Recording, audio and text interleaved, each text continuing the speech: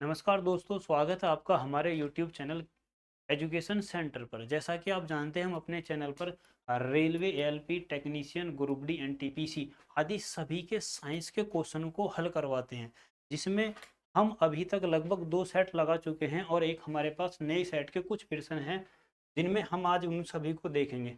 चले देखते हैं हम हमारे हमारे पास पहला क्वेश्चन कौन सा है। अच्छा, पहला क्वेश्चन इसमें कह रहा है कि सभी तेल किस कार्बनिक यौगिक के नाम से जाने जाते हैं। सभी तेल किस कार्बनिक यौगिक के नाम से जाने जाते हैं। आप जानते हैं पृथ्वी में जितने भी मेटल पाए जाते हैं, जितने भी कार्बनिक मेटल या कार्बनिक लिक्विड पाए जाते हैं, हाइड्रो और प्लस कार्बन के ही मिक्सचर है। किसके मेरे भाई? हाइड्रो और किसके? कार्बन के। हाइड्रो प्लस कार्बन के। किसके? हाइड्रो और कार्बन के। इन दोनों के मिक्सचर को ही क्या बोला जाता है? हाइड्रोकार्बन। क्या बोला जाता है? हाइड्रोकार्बन। तो इसका उत्तर कौन सा सही हो जाएगा मेरे भाई? सी, हाइड्रोकार्बन। अगला क्वेश्चन देखिए इसी में। एक रहा, निम्नलिखित में से कौन सी गैस हरित गैस नहीं है? कौन सी गैस हरित गैस नहीं है? जो गैस पृथ्वी के टेम्परेचर को बढ़ाने में ये मददगार होती है, उन सभी को हरित गैस बोला जाता है। हरित गैस कौन कौन सी होती हैं? यदि मैं हरित गैस, कुछ हरित गैसों के आपको एग्जाम्पल बताऊं, तो पहली हरित गैस उसी में होती है कार्बन डाइऑक्साइड। कौन सी होती है? कार्बन डाइऑक्साइड, जो पूरी पृथ्वी में सबसे ज्यादा प्रमुख हरित गैस है, जो पृथ्वी के तापमान बढ़ाने में सबसे ज्यादा मददगार होती है। तो एक हमारे पास होती है CH4, जिसको बोलते हैं मेरे भाई मिथेन। जिसको क्या बोलते हैं मेरे भाई? मिथेन। एक हमारे पास होती है N2O। कौन सी होती है मेरे भाई? N2O। एक हमारे पास होती है ओजोन, जिसको दिखाते हैं, हम रिप्रेजेंटेशन देते हैं O3 से। एक हमारे पास होती है CFC। एक हमारे पास होती है CFC। और एक हमारे पास होती है HFC। कौन सी होती है? Hydrogen fluorocarbon. ये होती है क्लोरोफ्लोरोकार्बन। ये होती है ओजोन। ये होती है नाइट्रस ऑक्साइड। ये होती है हमारे पास मिथेन। इसको बोलते हैं हम कार्बन डाइऑक्साइड। और कहीं ना कहीं पृथ्वी पर, पृथ्वी का तापमान बढ़ाने के लिए जो जलवाष्प होती है वह भी जिम्मेदार होती है मेरे भाई। कौन सी? जलवाष्प भी जिम्मेदार होती है। तो इसको भी एक हम हरित गैस का इफेक्ट या हरित गैस का कंपोनेंट मान सकते हैं। तो उत्तर हमारे पास कौन सा सही होगा? मिथेन होती है मेरे भाई। ये कह रहा निम्नलिखित में से कौन सी गैस नहीं है। इस एग्जाम्पल में से आप देख के बता सकते हैं कौन सी नहीं है मेरे भाई? नाइट्रोजन। और पृथ्वी पर नाइट्रोजन का परसेंटेज लगभग कितना होता है मेरे भाई? 78%। ब्रह्मांड में जितनी भी गैस है उन सभी में नाइट्रोजन का है और परसेंटेज इसका। और ध्यान यह रखना है, नाइट्रोजन एक अक्रिय गैस है। नाइट्रोजन एक अक्रिय गैस है, जिसका यूज हम कहाँ पर करते हैं? जहां पर आग ना लगानी हो, जैसे कि बल्ब हो गया। अच्छा, अगला क्वेश्चन देखिए इसी में। जो तत्व ऑक्सीजन पर अभिक्रिया नहीं करता है वह क्या कहलाता है? ऑक्सीजन पर क्रिया नहीं करता, इनमें से कौन सा ऐसा हुआ है हमारे पास पदार्थ जो ऑक्सीजन के साथ क्रिया नहीं करता है? आप जानते होंगे कि एक हमारे पास कुछ गैसें होती है जिनको बोलते हैं हम नोबल गैस। क्या बोलते हैं जिनको? नोबल गैस के नाम से भी जाना जाता, जो आवर्त सारणी के जीरो ग्रुप में आती है। किस में आती है? आवर्त सारणी के जीरो ग्रुप में आती है, जिनकी संयोजकता जीरो होती है, जिनके पास कोई भी फ्री इलेक्ट्रॉन नहीं होता। उन गैसों को क्या बोलते हैं हम? अकेरिया गैस बोलते हैं। उन्हीं के हमारे पास कुछ एग्जांपल यदि मैं आपको बताऊं, एक हमारे पास होती है हीलियम। कौन सी होती है? हीलियम। उसी में एक गैस होती है नियोन। एक गैस कौन सी होती है? नियोन। एक गैस उसी में होती है आर्गन। एक उसी में गैस कौन सी होती है? आर्गन। एक होती है उसी में गैस क्रिप्टॉन, रेडॉन। कौन सी मेरे भाई? क्रिप्टॉन। एक उसी में गैस होती है क्रिप्टॉन और एक उसी में गैस होती है मेरे भाई रेडॉन। ये सारी की सारी कैसी गैस हैं? अकेरिया गैस हैं। कैसी गैस है मेरे भाई? अकेरिया गैस हैं, जो ऑक्सीजन के साथ रिएक्शन नहीं करती। ये मेरे भाई गैस हैं। कुछ धातु भी होती हैं जो ऑक्सीजन के साथ रिएक्शन नहीं करती हैं, जिनमें सबसे प्रमुख होती है मेरे भाई सोना। उसी में प्रमुख होता है मेरे भाई एक प्लेटिनम। कौन सा होता है? प्लेटिनम। चांदी भी आता है। सोना और चांदी की कीमत इसीलिए ज़्यादा होती है क्योंकि ये मेरे भाई किसी के साथ भी जल्दी से रिएक्शन नहीं करते हैं। इसी में हम चांदी, देखो एग्जाम्पल में कम आती है, लेकिन आपको याद रखना चांदी भी उसी में आता है क्या? जो ऑक्सीजन के साथ रिएक्शन नहीं करता है। अच्छा देखो जरा, इसी में से हमारे पास चार ऑप्शन है। ये कह रहा है कि जो ऑक्सीजन के साथ रिएक्शन नहीं करता है, जो ऑक्सीजन के साथ रिएक्शन नहीं करता है, तो कौन सा नहीं करेगा मेरे भाई? देखो ऑप्शन में मेरे पास क्लोरीन भी है, नाइट्रोजन भी है, आयोडीन भी है, हीलियम भी। तो इसका भी उत्तर कौन सा सही हो जाएगा मेरे भाई? नाइट्रोजन सही हो जाएगा। कौन सा? नाइट्रोजन। अगला देखो, ये नहीं कह रहा निम्नलिखित में से वह धातु कौन सी है जो उभयधर्मी ऑक्साइड प्रदान करती है? उभयधर्मी ऑक्साइड। अच्छा पहले तो आप ये जान लीजिए कि मेरे भाई उभयधर्मी ऑक्साइड किसको बोला जाता है? किसको मेरे भाई? उभयधर्मी ऑक्साइड किसको बोला जाता है? उभयधर्मी ऑक्साइड, यदि मैं कहूँ आपसे कि उभयधर्मी ऑक्साइड मेरे भाई, उभयधर्मी जो ऑक्साइड होता है वह धातु या वह ऑक्साइड जो अम्ल और क्षार दोनों के साथ रिएक्शन करें, लवण और पानी जनरेट करें, यदि आप कहो कि उभयधर्मी, उसको बोला जाता मेरे भाई, किसको मेरे भाई, उभयधर्मी। तो उभयधर्मी की हम पहचान ऐसे करते हैं कि उभयधर्मी वह होता जो अम्ल के साथ भी रिएक्शन करे, किसके साथ, अम्ल के साथ भी, और किसके साथ भी रिएक्शन करे, क्षार के साथ, दोनों के साथ रिएक्शन करने की जिसके पास कैपेबिलिटी हो, और रिजल्ट में हमें क्या दे मेरे भाई, लवण और पानी दे, क्या दे, लवण और प्लस, लवण और प्लस पानी जनरेट करके दे, उसको बोलते हैं मेरे भाई उभयधर्मी। क्या बोलते हैं उसको, उभयधर्मी। कुछ मेरे पास उभयधर्मी ऑक्साइड होते हैं, जैसे कि मैं जानता हूँ कुछ धातु होती है जो उभयधर्मी दोनों का रिप्रेजेंट वो देती है मेरे भाई। एक हमारे पास होती है जिंक, कौन सी होती है, जिंक। एक हमारे पास होती है एल्यूमिनियम, एक हमारे पास धातु होती है कौन सी, एल्यूमिनियम। एक हमारे पास होती है एल्यूमिनियम, एक हमारे पास धातु होती है टीन, और एक हमारे पास होती है लेड। एक हमारे पास होती है मेरे भाई कौन सी, टीन, और एक हमारे पास होती है लेड। कौन सी होती है, टीन और लेड। जिंक को दिखाते हैं हमारे भाई Zn से, एल्यूमिनियम को दिखाते हैं Al से, टीन को दिखाते हैं मेरे भाई Sn से, और लेड को दिखाते हैं मेरे भाई किससे, Pb से। अब जानते हैं जब ये कभी भी किसी के साथ ऑक्सीजन के साथ रिएक्शन करेंगे तो ये बनेगा मेरे भाई ZnO, जिंक ऑक्साइड। क्या बनेगा, जिंक ऑक्साइड। कभी भी एल्यूमिनियम रिएक्शन करेगा वो हमेशा ट्वाइज और थ्राइज के रूप में करेगा, किसके में, एल्यूमिनियम डाई बनाएगा और ऑक्साइड ट्राई बनाएगा। और जितने भी मेरे पास एसन होता मेरे भाई, मैं इसको बोलता हूँ SNO, ऑक्सीजन के साथ रिएक्शन करेगा, और लेड बनेगा मेरे भाई PbO। क्या बनेगा, PbO, लेड पर ऑक्साइड। क्या बनेगा मेरे भाई, लेड पर ऑक्साइड। तो ये आपको याद रखने, तो मेरे भाई इसमें क्वेश्चन पूछा गया धातु कौन सी जो उभयधर्मी ऑक्साइड प्रदान करती है, तो इसमें हमारे पास कौन सी धातु का एग्जाम्पल आया, एल्यूमिनियम का। तो इसका सही उत्तर कौन सा हो जाएगा मेरे भाई, एल्यूमिनियम। सही उत्तर कौन सा हो जाएगा इसका, एल्यूमिनियम। ये कह रहा तापीय विद्युत केंद्र पर प्रमुख गैस कौन सी है जो ब्रह्मांड में ज्यादा हानि पहुंचाती है, थर्मल पावर प्लांट में बतानी है। तो कौन सी मेरे भाई पूछ रहा है, वो बताइए कि थर्मल पावर प्लांट से जो प्रदूषक गैस है कौन कौन सी निकलती है। पहले आप ये समझ लीजिए कि थर्मल पावर प्लांट से मुख्य रूप से कौन कौन सी गैस निकलती है। सबसे मुख्य रूप से निकलती है कार्बन डाइऑक्साइड, एक हमारे पास निकलती है मेरे भाई सल्फर डाइऑक्साइड, एक निकलती है नाइट्रस डाइऑक्साइड। लेकिन नाइट्रस ऑक्साइड के भी अलग अलग कंपोनेंट होते हैं, 1 2 3 ऐसा आती है, तो मैं यहाँ पर उसको एक्स लिख सकता हूँ। लेकिन आपको याद रखनी है होती नाइट्रोजन ऑक्साइड ही है। होती कौन सी मेरे भाई, नाइट्रोजन, कौन सी, नाइट्रोजन ऑक्साइड ही होती है, नाइट्रोजन ऑक्साइड ही होती है। याद यही रखना कि मेरे भाई होती है सल्फर डाइऑक्साइड। कौन सी होती है, sulphur dioxide, sulphur dioxide. ये मेरे भाई तुम जानते हो इसको, ये कौन सी होती है, कार्बन डाइऑक्साइड। तो आप उत्तर देख कर बता सकते हो। मेरे पास ये कह रहा है कि प्रमुख गैसीय प्रमुख का प्रदूषक नहीं है, सल्फर डाइऑक्साइड हमारे पास है, नहीं है, वो कह रहा है कि प्रदूषक है, सल्फर डाइऑक्साइड है। कौन सा मेरे भाई उत्तर इसका कौन सा सही हो जाएगा, सल्फर डाइऑक्साइड। N2O भी है, लेकिन NO2 के है रेस्पेक्ट में ये NO है, X के रूप में आ रही है।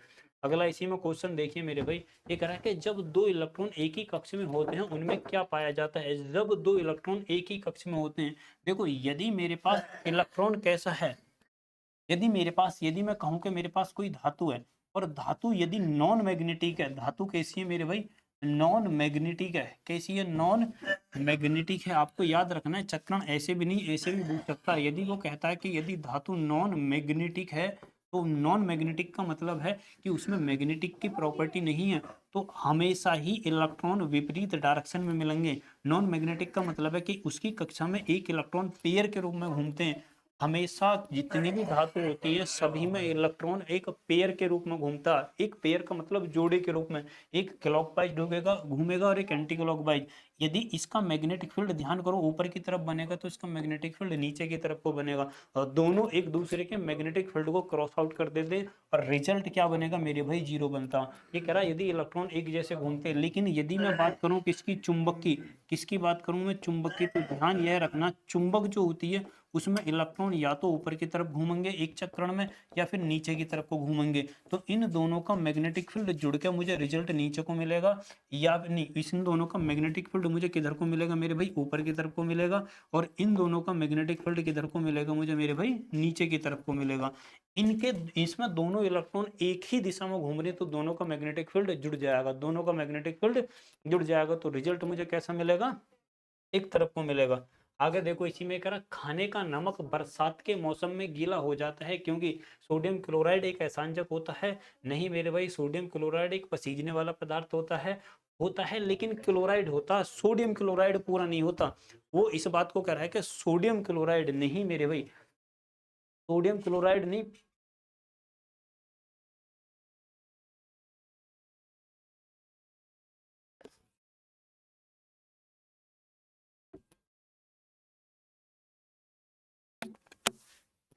सोडियम क्लोराइड नहीं मेरे भाई, वो कह रहा है कि सोडियम क्लोराइड पसीजने वाला होता, क्लोराइड होता, पूरा सोडियम क्लोराइड नहीं होता। सोडियम क्लोराइड में सोडिक आयोडीन की उच्च मात्रा होती है लेकिन वो इस काम को नहीं करती है मेरे भाई। ये कह रहा है कि सोडियम क्लोराइड में मैग्नीशियम क्लोराइड होता है जो कि एक सांचक शुद्धता अपद्रव्य होती है मेरे भाई, ये सही है। क्या कह रहा है कि सोडियम क्लोराइड में एक मैग्नीशियम क्लोराइड होता, मैग्नीशियम क्लोराइड रखता है पानी को सूखने की कैपेबिलिटी।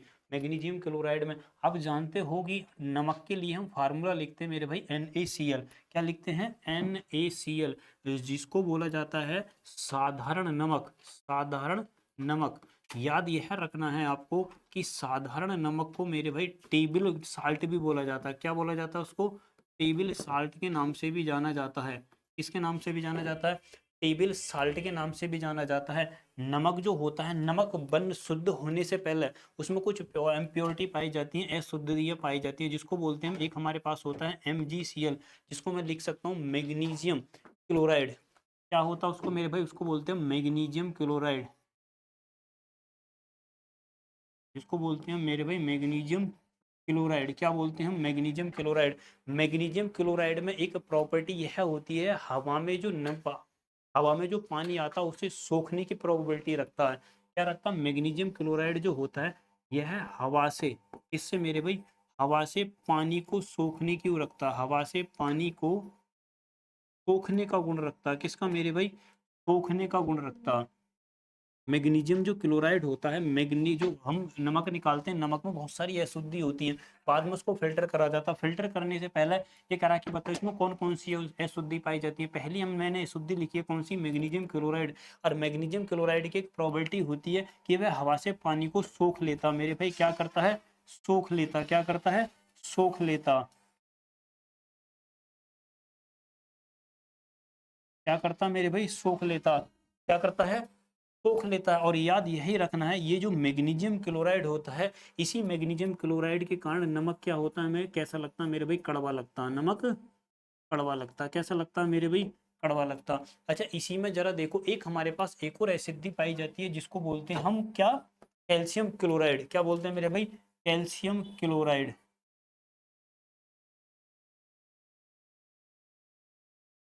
Calcium chloride.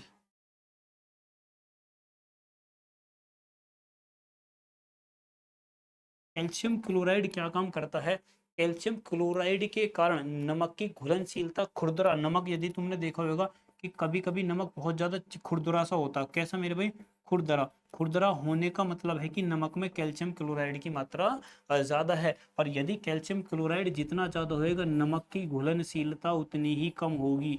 उतनी ही कम होगी घुलनशीलता, उतनी ही कम होगी घुलनशीलता, उतनी ही कम होगी। यदि तुम्हारा नमक कभी भी पानी में नहीं घुल रहा है तो इसका मतलब उसमें कैल्शियम क्लोराइड की मात्रा मेरे भाई क्या है? ज्यादा है। एक हमारे ही घर में आता है जिसको बोलते हैं हम सेंधा नमक। जिसको क्या बोलते हैं? हम सेंधा नमक बोलते हैं। अंतर सिर्फ इतना होता है साधारण नमक और सेंधा नमक में, सेंधा नमक में सोडियम की मात्रा बहुत कम के ना के बराबर होती है। किसकी मेरे भाई? सोडियम की मात्रा कम होती है, इसीलिए उसको हम क्या बोलते हैं? सेंधा नमक बोलते हैं। क्या बोलते हैं? सेंधा नमक बोलते हैं। आगे देखिए अगला क्वेश्चन ये करा, हार्ड पैसरे में प्रयुक्त विखंडन, विखंडन नाभिक रेडियो एक्टिव मटेरियल। हार्ड पैसरे का मतलब है, हार्ड पैसरे का मतलब यही है कि सबसे ज्यादा यूज कौन सा करा जाता है? तो मेरे भाई यूरेनियम का यूज करा जाता है। किसका यूज करा जाता है? यूरेनियम का यूज करा जाता है। हार्ड पैसरे का मतलब यही होता। अच्छा, अब यदि मैं कुछ प्राकृतिक रूप से यूरेनियम और इसकी बात करते हैं, देखो यूरेनियम और मेटल, देखो मेरे भाई, यूरेनियम जो हमारे पास होते हैं, हम जानते हैं कि हमारे पास रेडियो एक्टिव मटेरियल होते हैं। कुछ कौन से होते हैं? रेडियो एक्टिव मटेरियल होते हैं।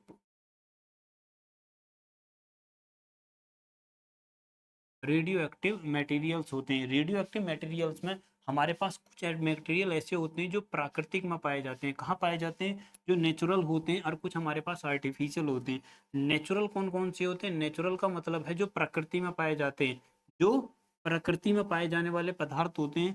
अच्छा, प्राकृतिक में कौन कौन से पदार्थ पाए जाते हैं जरा देखो मेरे भाई। यदि मैं प्राकृतिक में पाए जाने वाले रेडियो एक्टिव मटेरियल की बात करूं तो उसमें हमारे पास पहला सबसे ही मुख्य रूप से होता है यूरेनियम। कौन सा होता है? यूरेनियम। यूरेनियम यूरेनियम सबसे ज़्यादा पाया जाता है, और सबसे ज़्यादा जो हम यूज करते हैं यूरेनियम 238 का यूज करते हैं। यूरेनियम 2 या 3 फॉर्म में पाया जाता है, लेकिन सबसे ज़्यादा जो यूज होता है मेरे भाई वो यूरेनियम 238 का यूज होता है। अगला प्रकृति में पाए जाने वाला जो रेडियो एक्टिव मटेरियल होता है वह मेरे भाई कौन सा होता है? थोरियम। कौन सा होता है? थोरियम 232। थोरियम 232 ये प्राकृतिक में पाए जाने वाले होते हैं। एक हमारे पास प्रकृति में पाए जाने वाला ही होता है जिसको बोलते हैं मेरे भाई पोटेशियम। पोटेशियम 14 होता है, जिसको नाम होता है पोटेशियम 14। एक हमारे पास इसी में मेटल होता है जिसको बोलते हैं हम भाई रेडियम। कौन सा होता है? रेडियम। रेडियम 226 इसको बोलते हैं हम रेडियम 226। एक होता है हमारे पास इसमें रेडोन। रेडोन का भी यूज करा जाता है। रेडोन का यूज करा जाता है आर्टिफिशियल जितनी भी चीजें होती हैं जो एस्ट्रोनॉटिकल यूज करते हैं रेडिएशन का। एक हमारे पास होता है कार्बन 14। एक हमारे पास होता है मेरे भाई कार्बन 14। कार्बन 14 का यूज करा जाता है किसी की भी एज निकालने के लिए। किसके मेरे भाई? एज निकालने के लिए। अब हमारे पास कुछ मेटल ऐसे होते हैं जो प्रकृति या कृत्रिम रूप से तैयार करे जाते हैं मेरे भाई। कैसे? कृत्रिम रूप से जो तैयार करे जाते हैं। पहला उसमें होता है प्लूटोनियम, एक होता है सीजियम, एक होता है कोबाल्ट भी होता है इसी में मेरे पास, स्ट्रंशियम होता है, इरिडियम होता है।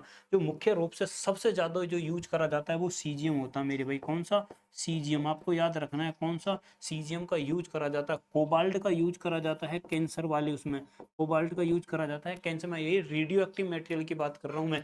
आयोडीन भी आ जाता है मेरे भाई इसमें। कौन सा? आयोडीन भी ये रेडियो एक्टिव मटेरियल है। कौन से रेडियो एक्टिव मटेरियल? प्लूटोनियम भी होता है एक। प्लूटोनियम भी होता है एक मेरे भाई। कौन सा?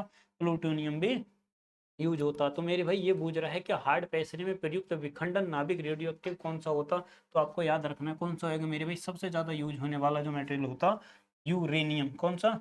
यूरेनियम। इन्होंने कहा पेयजल को शुद्ध करने के लिए पोटेशियम परमंगनेट का प्रयोग करा जाता है क्योंकि वह अपचायक है, अनुवर्गीकारक है, जल की अशुद्धियों को घोल देता है, या उपचायक है। उपापचायक होता मेरे भाई ये जो उपचायक लिखा हुआ उपापचायक बोलते हैं, ऑक्सीकारक है या ऑक्सीकारक है। बताओ कौन सा उत्तर सही होएगा इसका?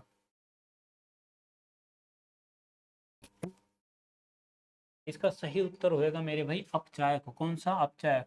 अपचायक क्यों होएगा? क्योंकि अपचायक वे पदार्थ होते हैं मेरे भाई जो इलेक्ट्रॉन को त्यागने की प्रोबेबिलिटी रखते हैं। क्या रखते हैं? इलेक्ट्रॉन को त्यागने की प्रोबेबिलिटी रखते हैं, या इलेक्ट्रॉन को त्यागने का गुण रखते हैं। इसका मतलब यह हुआ कि यदि मैं क्या काम करूं, पोटेशियम परमंगनेट को, किसका? पोटेशियम परमंगनेट का प्रयोग करता हूं पेयजल को यदि शुद्ध करने के लिए। पोटेशियम परमंगनेट क्या होगा? पोटेशियम परमंगनेट जितनी भी जल में अशुद्धि होंगी उन सभी से क्या काम करेगा? इलेक्ट्रॉन के रूप में अपने पास रख लेगा, अपने पास कंबाइंड या रिएक्शन करेगा और अपने साथ उसका जोड़ा बना लेगा।